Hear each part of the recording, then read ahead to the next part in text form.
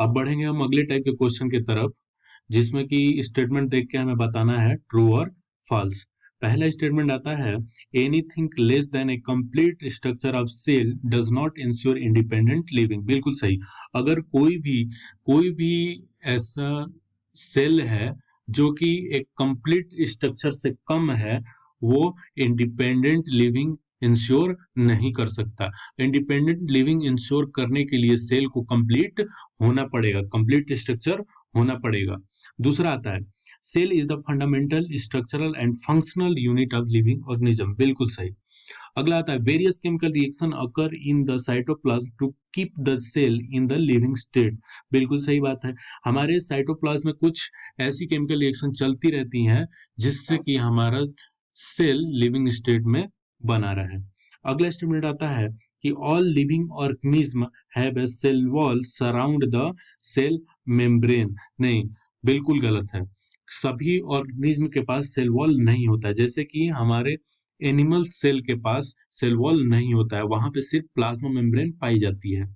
अगला क्वेश्चन कहता है कि all eukaryote cell have similar shape. नहीं, जैसे कि आपने पढ़ा है कि जितने भी यूकैरियोटिक सेल होते हैं, वो जैसे जैसे अपने फंक्शन को परफॉर्म करते हैं, वैसे वैसे उनका शेप जो होता है वो वेरी करता है। अगले स्टेटमेंट की तरफ बढ़ेंगे, शेप ऑफ द सेल में very with the function they perform. बिल्कुल सही। आगे बढ़ेंगे, आगे हम सेल वॉल के क्वेश्चंस को देखेंगे।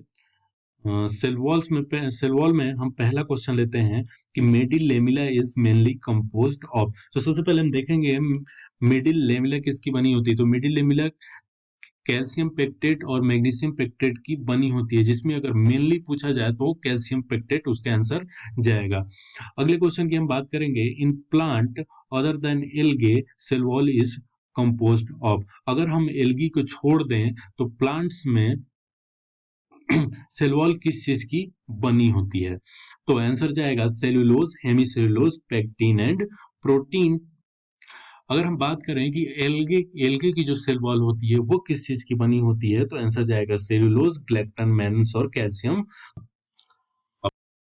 बढ़ेंगे हम अगले क्वेश्चन टाइप की तरफ, फिल इन द ब्लैंक्स। इसमें पहला क्वेश्चन लेते हैं, the cell wall and middle lamella may be transversed by plasmodesmata which connect the cytoplasm of neighboring cell। अगर बात करें हम प्लाज्मोडेस्माटा की, तो वो एक सेल के साइटोप्लाज्म को उसके नेबरिंग सेल से कनेक्ट करता है। अब बात करते हैं दूसरे की, the cell wall of a young plant, the primary wall is capable of growth. जो यंग प्लांट होता है उसका जो प्राइमरी वॉल होता है वो कैपेबल ऑफ ग्रोथ होता है, मतलब वो ग्रोथ कर सकता है।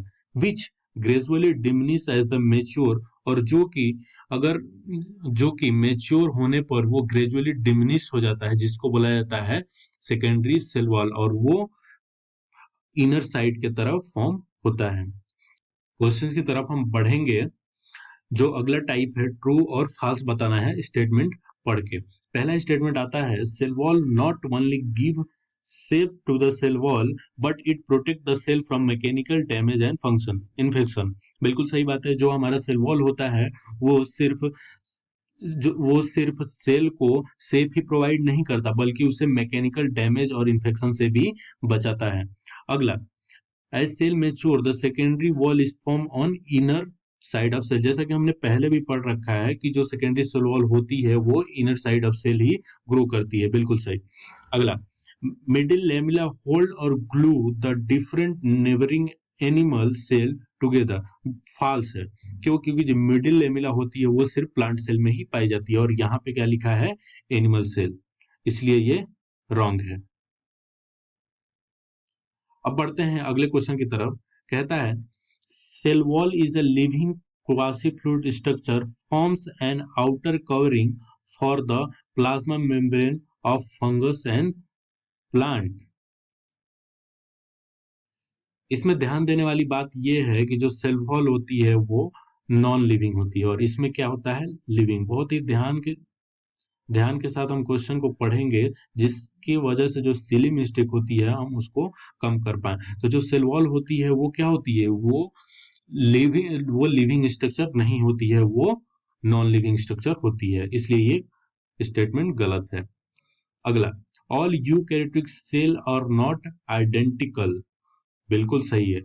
जो यूकैरियोटिक सेल होती है वो आइडेंटिकल नहीं होती है, फंक्शन वो अपने फंक्शन के साथ वेरी करती रहती है, शेप और साइज दोनों को। अगले हम क्वेश्चन को लेंगे। अब हम नेक्स्ट बात करेंगे सेल मेम्ब्रेन के क्वेश्चंस के बारे में, जो कि प्योरली एनसीईआरटी बेस्ड है। तो सबसे पहले क्वेश्चन आता है कि fluid mosaic model was proposed by, ध्यान दीजिएगा ये जो क्वेश्चन है ये बहुत बार एग्जाम में पूछा गया है, तो इसे हम थोड़ी केयरफुली देखेंगे। तो फ्लूइड मोज़ेक मॉडल जो दिया था वो सिंगर एंड निकोलसन ने दिया था। अगला क्वेश्चन आता है कि सोडियम पोटेशियम पंप किसका एग्जाम्पल है, तो वो एक्टिव ट्रांसपोर्ट का एग्जाम्पल है। अगला, the ability of protein to move within the membrane is measured as fluidity. अगला question, movement of water across the membrane by diffusion is called osmosis. अगला, the detailed structure the detailed structural study of cell membrane was possible after the year 1950। क्यों? क्योंकि 1950 के बाद electron microscope आ गया था और उसके सहायता से हम सेल मेम्ब्रेन के स्ट्रक्चर को स्टडी कर पाए थे। अगला question, the cell membrane is composed of lipid that are arranged in bilayer. अगला अगला हम लेते हैं अगले क्वेश्चन को। In the membrane of human RBC, the percentage of lipid is approximately 40%। RBC का जो स्ट्रक्चर स्टडी किया गया था तो उसमें दो चीजें याद रखेंगे, जो लिपिड का परसेंटेज है वो 40% है और प्रोटीन का जो परसेंटेज है वो 52% है, और बाकी जितना बचेगा 6 या 7% कार्बोहाइड्रेट। यानी कि हम ये कह सकते हैं जो कार्बोहाइड्रेट होती है वो सेल मेम्ब्रेन में सबसे कम पाई जाती है। अगला, the lipid component of cell membrane mainly consist of, जो लिपिड कंपोनेंट होता है सेल मेम्ब्रेन का वो मेनली फॉस्फोग्लिसराइड से मिलके बना होता है। अगला, the cell membrane protein can classified as integral और peripheral on the basis of ease of extraction.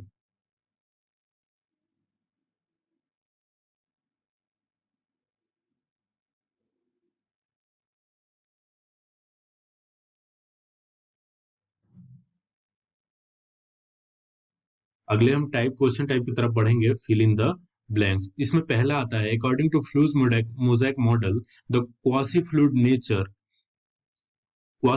nature of lipid enable the lateral movement of proteins within the bilayer। मतलब कि जो क्वासी फ्लूइड नेचर होता है lipid का वो lateral movement protein का enable कर देता है, किसमें? बाइलेयर में। अगला, transport of molecule across the membrane without any requirement of energy, it is called passive transport। मतलब पैसिव ट्रांसपोर्ट में जब मॉलिक्यूल का ट्रांसफर होता है तो उसमें किसी भी एनर्जी की जरूरत नहीं पड़ती, और एक्टिव ट्रांसपोर्ट में क्या होता है कि एनर्जी की जरूरत पड़ती है। अब बात करते हैं, neutral solute can move across the membrane by the process of simple diffusion. जो न्यूट्रल सॉल्यूट होते हैं वो सिंपल डिफ्यूजन के सहायता से मेम्ब्रेन के अक्रॉस मूव कर सकते हैं। अगला, as polar molecule cannot pass through the non-polar lipid bilayer, they require carrier protein to facilitate their transport across the membrane। जो पोलर मॉलिक्यूल होते हैं वो नॉन पोलर लिपिड बाइलेयर से पास नहीं कर सकते, इसलिए पोलर मॉलिक्यूल को नॉन पोलर लिपिड बाइलेयर से पास होने के लिए कैरियर प्रोटीन की आवश्यकता होती है। अब हम बढ़ेंगे अगले टाइप ऑफ क्वेश्चन की तरफ, जिसमें कि बताना है स्टेटमेंट देके ट्रू और फॉल्स। तो पहला जो क्वेश्चन आता है बहुत ही इंफॉर्मेटिव क्वेश्चन है, तो हम इसे ध्यान से देखेंगे। The fluid nature of cell membrane is helpful. जो फ्लूइड नेचर होता है सेल मेम्ब्रेन का किसकी वजह से होता है? लिपिड की वजह से होता है। वो कौन कौन से फंक्शन करने में हेल्पफुल होता है। तो पहला फंक्शन दे रहा है कि फॉर्मेशन ऑफ इंटरसेलुलर जंक्शन बिल्कुल करवाता है। दूसरा सेल ग्रोथ बिल्कुल करवाता है। सेल डिवीजन बिल्कुल हेल्पफुल होता है, जो फ्लूइड नेचर जो होता है उसका सेल डिवीजन में हेल्पफुल होता है। डीएनए रेप्लिकेशन नहीं, डीएनए रेप्लिकेशन में हेल्पफुल नहीं होता। सेक्रेशन में हेल्पफुल होता है। राइबोसोम सिंथेसिस नहीं, राइबोसोम सिंथेसिस में हेल्पफुल नहीं होता है। अगला स्टेटमेंट पढ़ेंगे, the ratio of protein and lipid is same in all cell membrane नहीं। हम पहले भी बात कर चुके हैं कि आरबीसी में जो प्रोटीन और लिपिड का जो रेशियो होता है वो होता है 52:40। तो ये जो होता है वो सेम नहीं होता है, वो वेरी करता है। अब कहता है अगला statement, the integral protein are partially और totally buried in the membrane. बिल्कुल सही है, जो इंटीग्रल प्रोटीन होता है वो या तो मेम्ब्रेन के अंदर रहेगा या फिर पार्शियली बरीड होगा। और एक और प्रोटीन होता है जिसको बोला जाता है पेरीफेरल प्रोटीन, जो कि मेम्ब्रेन के पेरीफेरी पे प्रेजेंट रहेगा। अगला हम बात करेंगे अगले स्टेटमेंट की, the lipid are arranged in membrane with the polar head toward inner side नहीं, जो जो फॉस्फोलिपिड होता है उसका हेड जो होता है वो बाहर के साइड होता है और जो टेल होता है वो होता है अंदर के साइड। तो स्टेटमेंट बिल्कुल गलत है। अब हम बढ़ेंगे ईआर एंड गोल्जी बॉडी के क्वेश्चन के तरफ। पहला क्वेश्चन आता है, the network of tiny tubular structure scattered in the cytoplasm is called ER. दूसरा, the endoplasmic reticulum bearing ribosome on its surface it is called RER. जो endoplasmic reticulum होता है उसके जो सरफेस पे राइबोसोम पाया जाता है, इसलिए वो रफ हो जाता है, इसलिए उसको बोला जाता है आरईआर। और जहां पे राइबोसोम नहीं पाया जाता है उसे बोला जाता है ACR. Next, in 1898 densely stained reticulate structure near the nucleus in the nerve cell of owl was first absorbed by Camillo Golgi. Which cell organelle is the major site of synthesis of lipid?